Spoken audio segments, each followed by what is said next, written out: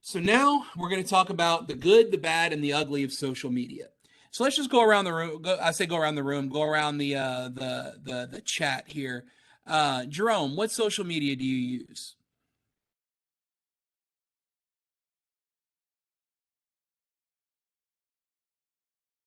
Pretty much all of them. Facebook, Instagram, Facebook, Instagram, Snapchat, TikTok, Snapchat. TikTok. All right. Amaya, what about you?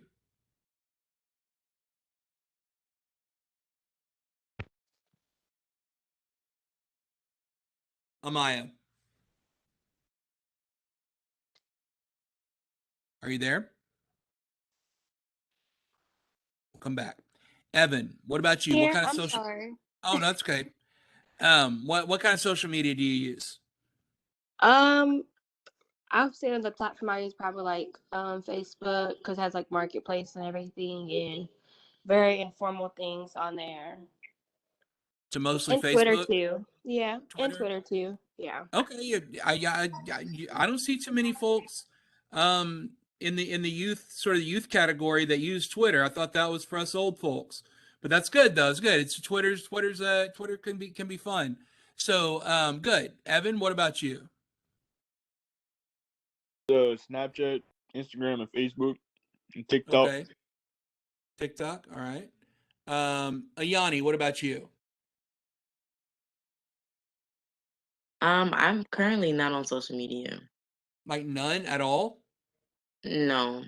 Interesting. You're the first person that I've talked to since I've started doing this class that says they don't do it at all. Any particular reason why that you'd want to Uh, share? really just wanted a break, Yeah. focusing on my business that I started on my own and really just getting some me time. So have you thought about using social media to promote your business? I did. I actually have a business account. I just deactivated all my accounts So temporarily until what's your what's your business? What do you run? I make personal nails for women. Okay, great. That's really interesting. I have a friend. She does like scented candles, and my niece actually has a candle shop. I My need to other go friend, over she there. does like stuff like that. So well, good. That's awesome. So you actually are using it in a business side of things, but not anything else. Well, that's interesting. Yes. Shantasia, what about you?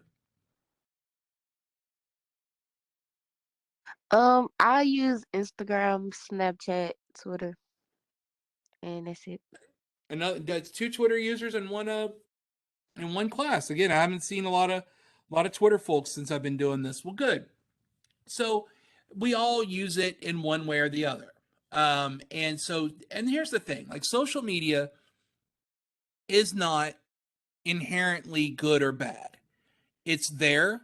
It's a tool, and like any tool, it depends on how you use it. And it can be used to, you know, promote your brand. It could be used as a form of entertainment. It can be used as a way to try to make money. But you have to be aware, you all have to be aware that hiring managers are looking at your social media. Hiring managers are trying to find your businesses. If you have your own business on social media, hiring managers are looking for a lot of different things on social media. And what you have or possibly don't have on your social media can determine whether or not you end up with a job. Okay. So um, it's that important. Now, I had somebody in the last class, they're like, so what? I can't have fun on my social media. I can't have this or that. And I said, look, you can. Okay. Just make sure that the fun that you're having is not something that's going to make someone not want to hire you. Okay. So we're going to go in and I want to talk to you all about just some things. And it's very important. It's a short lesson, but it's important. Okay. And I want y'all to make sure that you've got everything that you need to know about making social media work for you. Okay. So let's look at some statistics. Okay. So why do employers screen out candidates after viewing their social media? So they're looking for provocative or inappropriate photos or information. Okay. They're looking to see if you're drinking or using drugs. They're looking to see if you're bad-mouthing previous employers, coworkers, or clients. They're looking for evidence of poor communication. If you're, every other word, on your social media is obscene language or gestures. They're looking for discriminatory comments, and that could be about someone's race. It could be someone about their sexual orientation. It could be about their gender. It could be about their job. It could be about anything, their religion, anything. They're looking to see if you're discriminating against other people. And they're also looking to see if you lied about your qualifications. Okay. These are some things that they're looking for.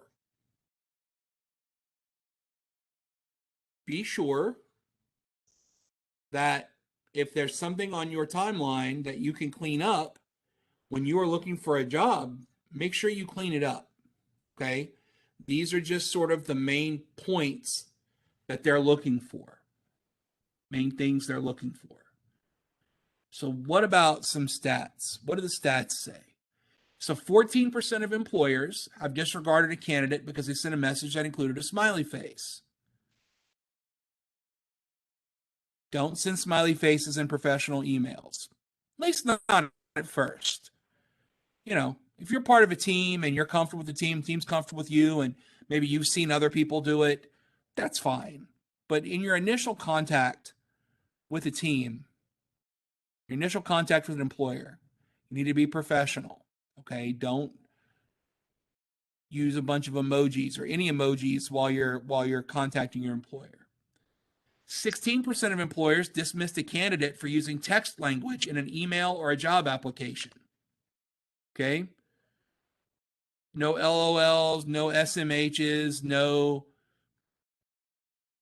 of that. Okay? And I realize, look, again, I'm not an old fuddy-duddy. I'm not someone that,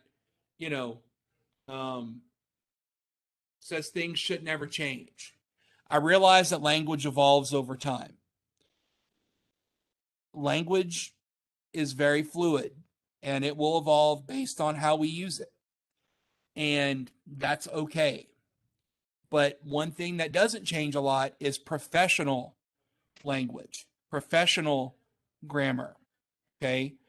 A lot of times, our slang and our common words and our things like that, they're going to constantly change. But professional language basically stays the same. You need to be fluent in professional language. You need to know how to sound professional when you are communicating with an employer.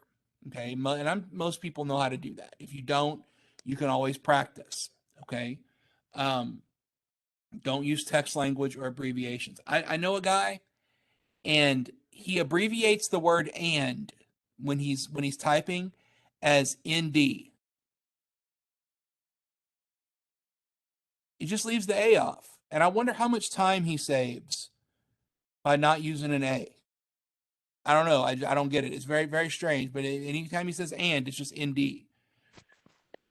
Hey, that's what you want to do. That's fine. I'm not here to judge. It's not my way, but do what you got to do. Just make sure that in a professional setting, you're not doing, text language. 70% of U.S. business managers said they decided not to hire a candidate based on information they found online. Can you imagine that? So somebody's ready to hire you. They're like, hey, we really like this person. They had a great resume. They had a great job interview. They're a really strong candidate. Let me just go find their social media real quick just to run a check and see who we're working with. And you were going to get a job, but because you hadn't cleaned up your social media, oh, we don't want that person coming to work for us. Is it judgy? Yes. Is it still going to happen? Yes. Okay, just know that. 1 in 10 young adults have been rejected from a job because of the content found on their social media profiles. 10%. 10% of people y'all's age have been rejected from a job because of their content they found on their social media profiles. That's a lot. Doesn't seem like a lot, 10%, but it is. Okay? So really take inventory. Take stock of your Facebook, of your Instagram. Would you show your mom that picture? Would you show your grandma that picture? Would you read that post in front of other people? Okay? Can you be proud of what you wrote? Can you be proud of what's on there? Does it show you in a positive light? Think about that. Think about what's important and think about how you want to present yourself, because ultimately what you write and what you post, that becomes your brand. So if all I did every day on my social media was post cat memes, then my brand is Casey the cat meme guy. Okay? That's it. When people think about my social media, they think, oh, that's a cat meme guy. Okay? If all you post is TikTok dances, you can be the TikTok dance person. That's not necessarily a bad thing. That just becomes your brand. That just becomes who people associate you with. What people associate you with. They know I'm a login. I'm going to see a post from Casey. Up, cat meme guy. Guys, cat memes. Quality cat memes. Okay? So really think about what you're doing when you post things online. What can you do? You can create an online presence. Okay? One of the best things you can do is start a LinkedIn. A LinkedIn is a professional social media site. You can upload your qualifications. You can upload your resume. You can reach out to other professionals. If you sell something, if you're a Yanni and you're selling your nails, promote that. Network with other people. Hey, I'll promote your homemade nail polish if you promote my homemade nails. Let's do that.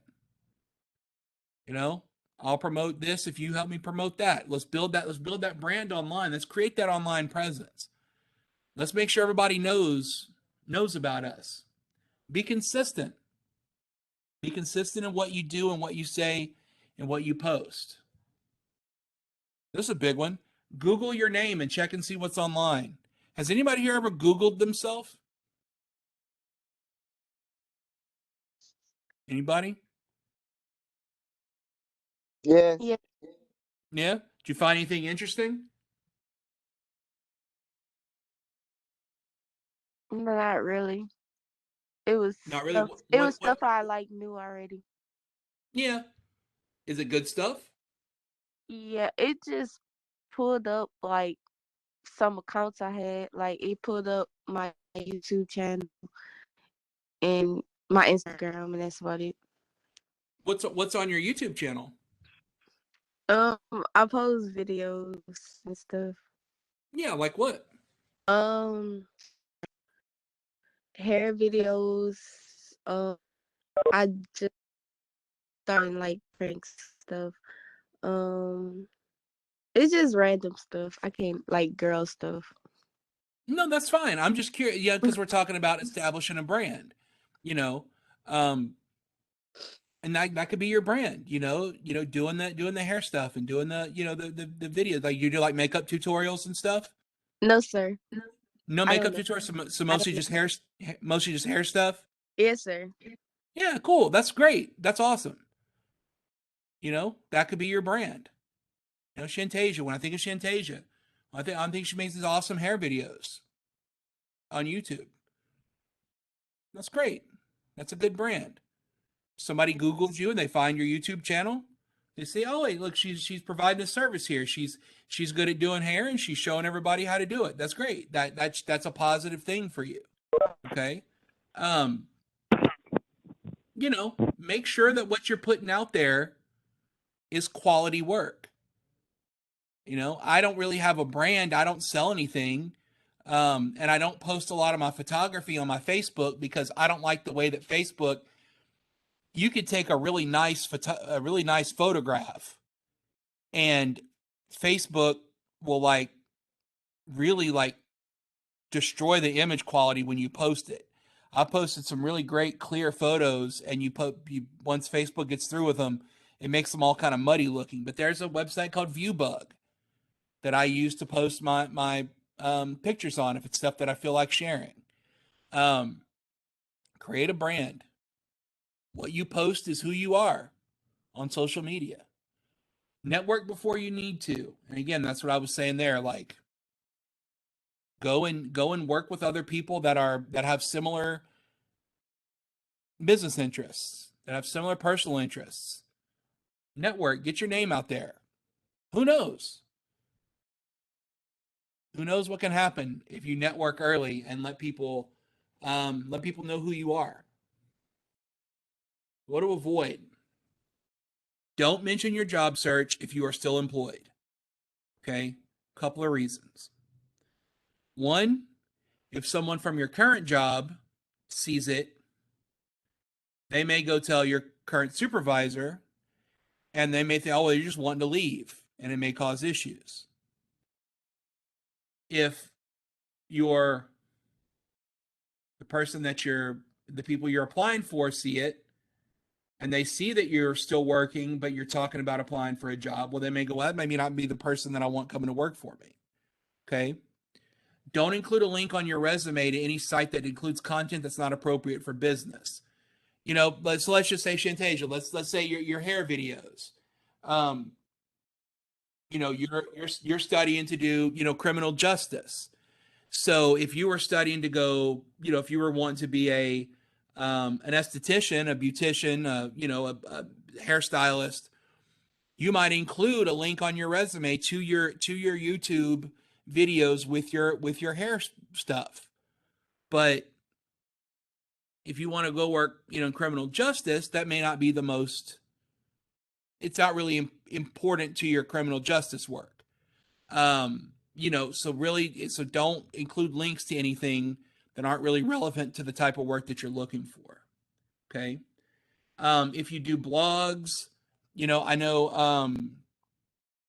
Amaya, you said you like to write, you do poetry. I don't know if you post them online or anything like that, but like, if you do, unless it's relevant to the career field or the position you're interviewing for, I wouldn't include a link to them, you know, on your resume.